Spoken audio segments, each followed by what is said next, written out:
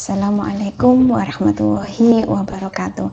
Pada kesempatan hari ini kita akan membahas tentang analisis instrumentasi. Nah, sobat-sobat semuanya, dulu mungkin Anda sudah mempelajari dasar-dasar kimia analitik, membahas tentang metode analisis kualitatif dan kuantitatif secara konvensional. Kemudian Anda juga mempelajari tentang pemisahan kimia, bagaimana memisahkan suatu komponen-komponen yang ada di dalam suatu sampel. Nah, maka pada kesempatan ini kita akan membahas tentang analisis instrumentasi. Supaya nanti Anda lebih memahami tentang analisis instrumentasi, maka kita berikan dulu pengantar tentang analisis instrumentasi. Nah, sebagaimana kita ketahui bahwa materi dasar-dasar kimia analitik, kemudian pemisahan kimia dan analisis instrumentasi ini merupakan bagian dari kimia analitik. Ilmu kimia analitik ini secara umum membahas apa saja sih komponen yang ada dalam suatu bahan, ataupun berapa jumlah kandungan dari suatu zat dalam bahan. Nah, ini biasanya kita mengujinya secara kuantitatif dan kualitatif. Kita analisisnya kualitatif itu jika kita melakukan identifikasi komposisi apa saja yang terdapat dalam suatu sampel. Nah, kemudian kalau kita mau mengukur berapa jumlah kandungan suatu zat dalam sampel, maka ini adalah analisis kimia kuantitatif. Nah, ini ada beberapa contoh kira-kira untuk lebih memahami tentang analisis secara konvensional ataupun secara instrumentasi. Nah, misalkan ini ada Anda ini misalkan berperan sebagai seorang analis di laboratorium kimia. Kemudian ada beberapa customer yang membawa beberapa sampel, ingin mengetahui berapa apakah dalam sampel-sampel tersebut terdapat suatu kandungan vitamin C. Sampel yang dibawa diantaranya ada tomat, ada cabai, ada belimbing, bengkuang, melon, dan jeruk. Nah, kira-kira sebagai seorang analis, apa yang Anda lakukan untuk mengetahui ada atau tidaknya kandungan vitamin C pada sampel-sampel tersebut? Nah, kemudian misalkan setelah hasil analisis tersebut diketahui bahwa memiliki kandungan vitamin C semua sampel tersebut, maka kemudian customer juga menginginkan di antara sampel-sampel tersebut manakah kandungan vitamin C yang terbesar. Nah, untuk yang poin A berarti untuk mengetahui ada atau tidaknya kandungan vitamin C dalam sampel, maka ini kita gunakan analisis kualitatif. Nah, kalau yang untuk mengetahui kandungan sampel dalam untuk mengetahui jumlahnya berapa, maka ini jenisnya analisis kuantitatif. Nah, ini sambil mengingat materi yang sudah Anda pelajari di dasar-dasar kimia analitik. Jadi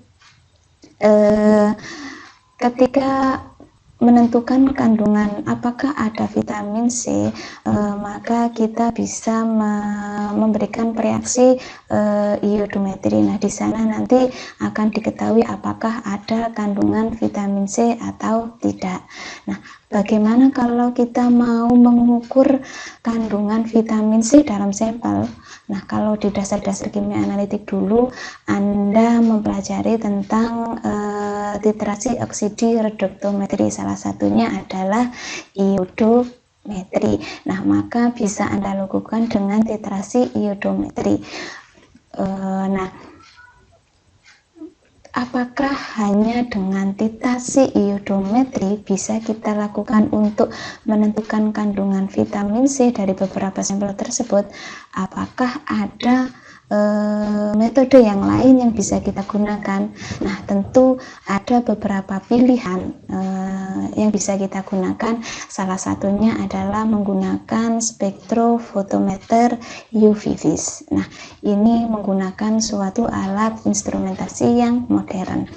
Kemudian kalau kita dihadapkan dari dua pilihan, mau menggunakan yang titrasi kah, yang titrasi itu berarti metode konvensional, ataukah yang menggunakan alat yang merupakan analisis menggunakan instrumen. Nah, ini kita lihat dulu masing-masing keunggulannya. Nah, yang pertama, ketika analisis klasik kita tahu bahwa peralatannya sederhana sekali. Kita lihat di sana kita hanya membutuhkan yang namanya buret untuk menampung titrat, untuk menampung titran, kemudian Erlenmeyer ini untuk menampung titrat, dan kita hanya membutuhkan statif untuk menyangga buretnya. Jadi ini peralatannya sangat sederhana kalau kita analisis klasik menggunakan titrasi iodometri. Nah, kalau yang sebelah kanan analisis instrumental ini kita menggunakan peralatan canggih. Nah, kalau namanya peralatan canggih tentunya kita membutuhkan biaya yang relatif mahal dibandingkan analisis klasik. Analisis klasik tentu biayanya lebih murah. Nah, namun kelemahannya di analisis klasik ini hasil analisisnya kurang akurat dan membutuhkan tenaga cukup banyak. Kalau misalkan kita mau melakukan titrasi, kita menyiapkan larutannya dulu di titrat, kemudian menyiapkan juga titrannya. Nah, nanti kita perlu menggoyang-goyang Erlenmeyernya. Nah, kalau misalkan sampelnya hanya satu, ya tidak apa-apa. Nah, kalau misalkan sampelnya banyak, ini yang bisa menjadi masalah, kita membutuhkan tenaga yang cukup banyak. Bedanya kalau kita mau menggunakan analisis instrumental, maka hasilnya akan akurat, yang penting alatnya sudah dikalibrasi dengan benar. Nah, jadi kita hanya tinggal memasukkan sampel ke dalam alat-alat tersebut, kemudian hingga membutuhkan sedikit tenaga. Nah, walaupun banyak keunggulan yang dimiliki oleh analisis instrumental ini atau analisis modern ini tetap berdasarkan pada teknik analisis tradisional yang masih digunakan sampai sekarang. Misalkan ketika Anda membutuhkan zat pewarna apa yang digunakan supaya membentuk zat yang berwarna untuk sampel yang Anda analisis, maka ini teorinya masih berdasarkan dari teorisi analisis klasik. Nah, ketika kita dihadapkan pada dua pilihan, mau menggunakan metode yang klasik ataukah instrumental, tentu kita memiliki beberapa pertimbangan. Yang pertama tentu adalah ketersediaan alat. Misalkan yang tadi ketika analisis vitamin C, kita bisa dengan mudah menggunakan spektrofotometer UV-Vis karena keunggulannya sangat banyak dibandingkan klasik. Tapi kalau alatnya tidak ada, bagaimana? Nah, makanya kita bisa kembali kita gunakan yang klasik saja dengan titrasi.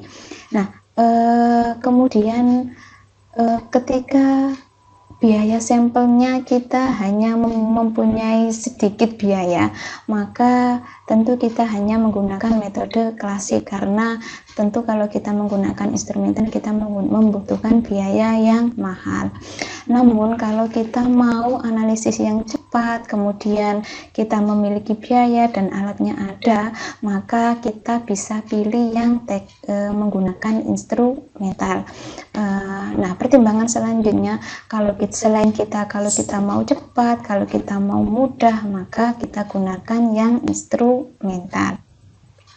Misalkan alatnya sudah ada, biayanya Anda yang miliki juga tersedia banyak, kemudian Anda menginginkan yang cepat, menginginkan yang mudah, nah tapi tidak ada operator yang bisa menjalankan alat tersebut, ini juga suatu kendala. Maka kembali lagi kita ke metode yang klasik. Nah, dalam metode klasik, metode analisis klasik ini ada pada analisis kuantitatifnya ini menggunakan teknik gravimetri, kemudian menggunakan volumetri.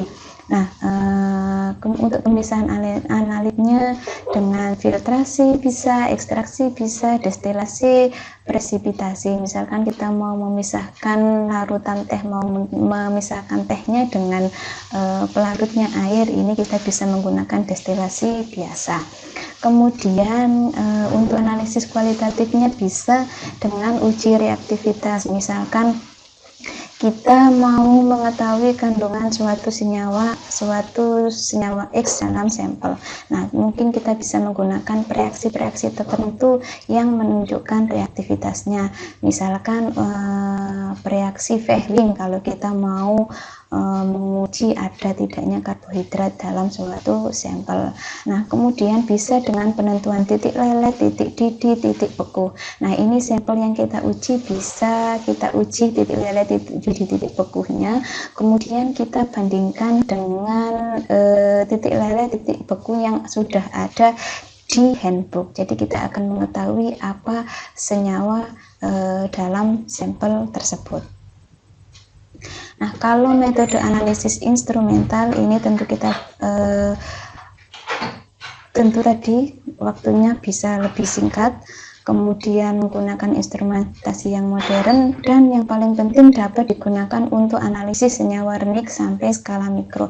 Jadi misalkan ketika Anda mengira-ngira bahwa di dalam sampel itu kandungannya sangat sedikit sekali, yang akan susah ketika Anda analisis dengan klasik, maka dengan analisis instrumental ini bisa dengan mudah dilakukan analisis.